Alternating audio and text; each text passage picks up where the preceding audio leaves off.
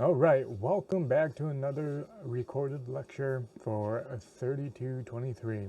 Variables and scopes is what we're going to go over this time. We went over it a little bit in the last presentation. We're going to hit it a little bit harder for this one. It's going to be a relatively short presentation, but again, if you're an upper state student, we're going to be going over this a lot, especially when we start doing our bigger in-class example project.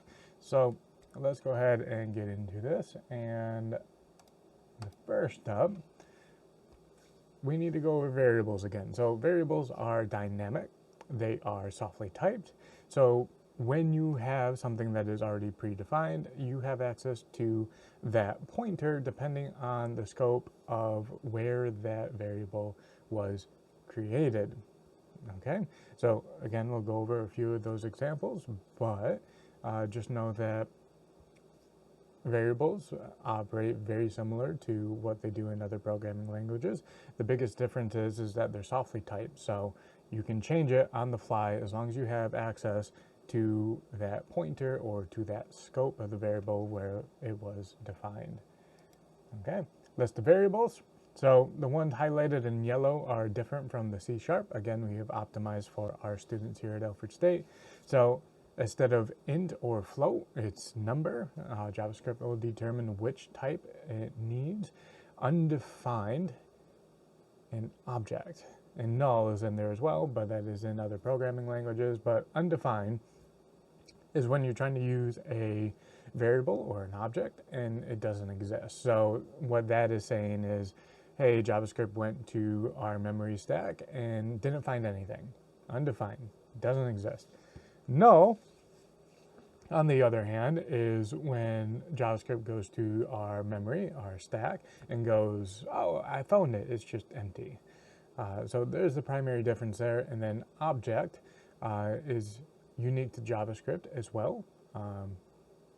So when you have, say, a DOM element, that's going to be an object. So that's going to come back, hey, a type of this DOM element is either going to be DOM element, depending on what you have, or just plain old object. Okay, Boolean, true or false, just like everything else. Typically more stable your code is if you can resolve decisions down to true or false. The more that you have string comparisons, the more that you have list or array links, the more potential that you're going to have logic errors where something is going to come back, it's going to be a little different, and it's not going to work as intended. All right, so true and false is typically your most stable variety of setting up your code base. Number, floats, doubles, all versions of ints. JavaScript's going to determine that for you, okay? Nothing more to say here. Strings, just like every other programming language, it will determine the container of the string, which is just a char array, and away we go. Null. So null is a object that represents a empty object. So this is really good if you know that you're going to be defining an object and you're going to need it for later, and you're trying to make sure that a condition runs at least once. That's where I use null the most.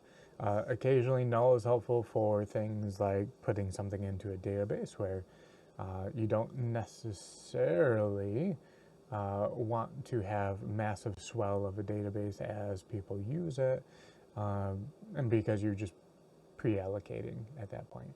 But yeah, I typically use null to force a loop or a condition to run before something else runs after we already have an established variable. So in this case, last day is a good example of that. So if we haven't run this loop yet, well, last day is going to be nothing. So if last day doesn't exist, this probably is not going to work. So I like defining something and then running it here because I know that this is going to be null for the first time. So I know that this is going to work. Nothing weird is going to happen. Okay, undefined, I already explained a little bit in the intro that the biggest difference between null and undefined is that JavaScript's going to go to the memory stack, and if it doesn't find anything, it's undefined. All right, scopes. We went over this last time in the last presentation. So your functions, they have access to variables from the parent scope. And this is why that worked from last time. So we're going to define first name here. We're going to give it a string of Justin. Inside of this new function, we still have access to this first name. We're going to redefine it, and then we're going to countlog it. So this is, if you know exactly what you're doing, this is a good way to save memory at the cost of cycles. Just keep that in mind. Okay, scopes, more. So all functions have their own scope. All functions have access to the parent scope. This is called inheritance, if you did not know what that was. And then passing in a variable argument will create a new pointer. Okay, so what that means is if I'm going to pass in first name and I rename it, well, I just created a new function. Okay, so the example here is first name, string of Justin. I'm going to pass in first name, and then I'm going to call it other name. This gives us both a first name and another other name. Good. So other name is not defined because this is outside the scope, but if I put this in here, it would be defined. Okay, scope modifier let. Let allows the same variable name to be created twice in memory. Okay, so what this does is, hey, I have first name string of Justin inside of this function, which is a new scope. I can use the key term of let, and I can redefine first name to true. So when I come down here and I'm outside of this scope with that let, I still have access to that string of Justin for first name. My name is Justin. All right?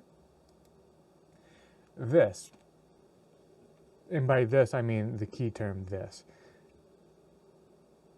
If you're creating a class, which is going to be using, obviously it's going to be an object, this is where you use the key term of this. If you're trying to use this outside of a constructor or a class scope, you're setting yourself up for a lot of misery because it gets confusing very, very quickly.